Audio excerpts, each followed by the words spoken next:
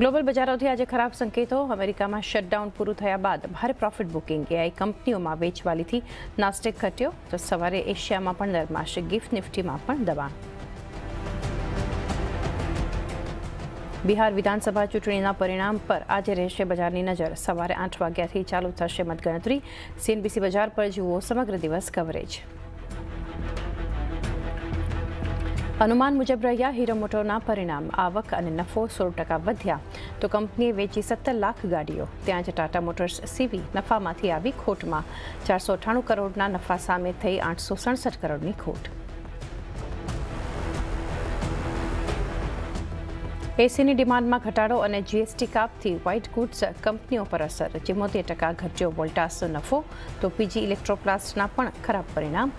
86% ઘટ્યો પ્રોફિટ, તો એલજીનો નફો પણ 27% ઘટ્યો અને માર્જિન્સ પર પણ દબાણ।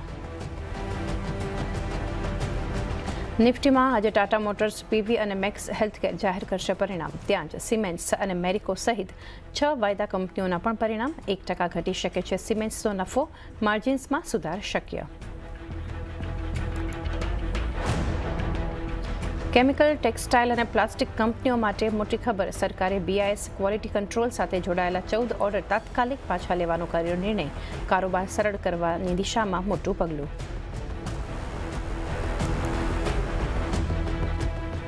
અને સેજિલિટીમાં આજે થઈ શકે છે 3,550 કરોડની બ્લોક ડીલ।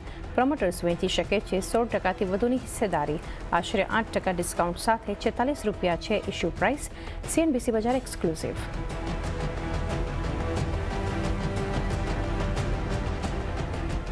Good morning.